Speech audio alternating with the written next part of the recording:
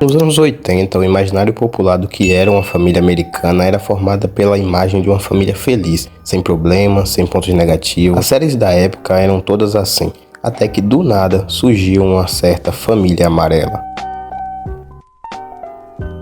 Bem, não dá pra falar da morte de uma obra sem antes falar de sua vida. No caso de Os Simpsons, o desenho surgiu na contracultura, indo contra a imagem perfeita do que era uma família americana. Homer era o pai provedor, mais burro, enquanto Bart era o garoto rebelde e Lisa a filha nerd. Já Marge era a mãe dedicada, porém frágil. Os Simpsons eram reais, não um estereótipo. Isso acarretou no sucesso do desenho, o que fez com que todo mundo passasse a se identificar, pois pela primeira vez não estavam vendo uma família idealizada, mas sim o que realmente era. Como muita gente deve saber, as primeiras temporadas do desenho eram excelentes, porque além de histórias inteligentes e piadas que realmente te faziam rir, o desenho tinha algo que era muito especial: humanidade.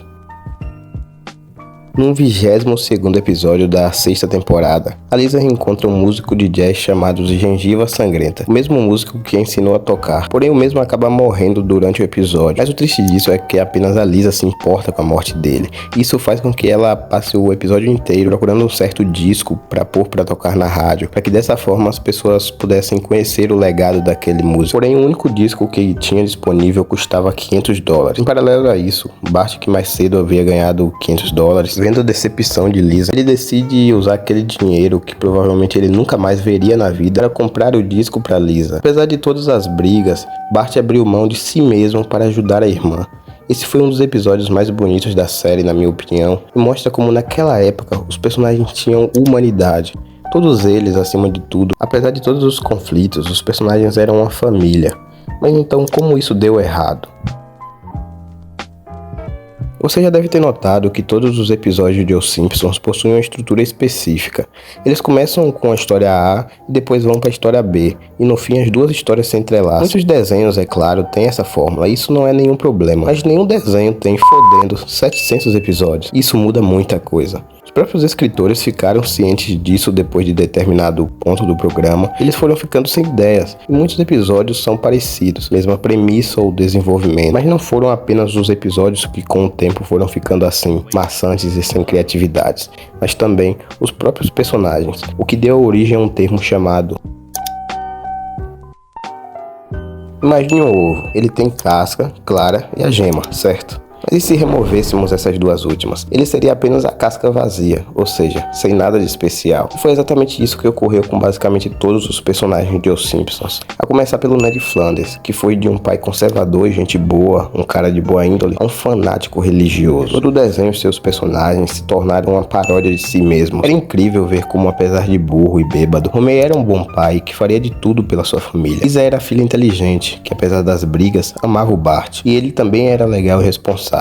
Às vezes, mas hoje Lisa se tornou uma narcisista, Bart um sociopata e Homer um pai irritante e inconsequente. A partir da 10ª temporada, os personagens foram ficando cada vez mais rasos e sem complexidade, até que se tornaram apenas estereótipos do estereótipo. Cara, o que tornava Os Simpsons um desenho gostoso de ver eram os contrastes dos personagens em meio às suas histórias, mas hoje toda essa magia se perdeu. Seria bom se terminasse por aí, mas tem algo que é, sem dúvidas, o maior problema em um desenho ou qualquer outra obra que dure. Lá no início, houveram sim alterações que permaneceram, como a morte da Moody Flanders ou a Lisa ser vegetariana. Mas de resto, todas as aventuras, lições que os personagens aprendem ou não, nada disso tem relevância para o próximo episódio. Os personagens não crescem, não amadurecem, positivamente falando. Eles apenas permanecem, sejam em idade ou história, o que acaba tornando o desenho sem propósito. A gente até pode se divertir vendo um episódio, mas a gente sabe que nada daquilo vai durar até o próximo. Sim, nem todo desenho precisa de propósito, mas ao menos seria legal ver o desenvolvimento dos personagens. Apesar dos pontos negativos e tudo mais, Os Simpsons sem dúvidas marcou a minha infância e de muitas outras pessoas. Posso não amar o que eles se tornaram, mas sempre vou ter aquele carinho pelos episódios antigos e pelos personagens. Há coisas na vida que não deveriam durar tanto, pois elas acabam em decadência. Mas se não fosse por isso, talvez não apreciaríamos o quão bom aquilo foi um dia. Como diria o sábio, o tempo pode desgastar um futuro, como também realçar a beleza de seu passado. Há um vídeo no canal sobre o porquê Ben 10 era tão bom. Assiste lá, vale a pena. É muito bom rever o passado de vez em quando.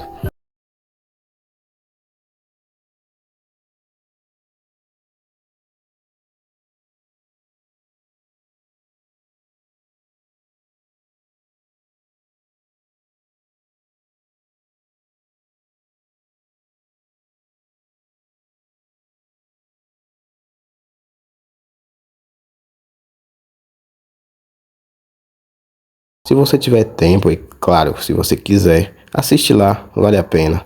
É muito bom rever o passado de vez em quando.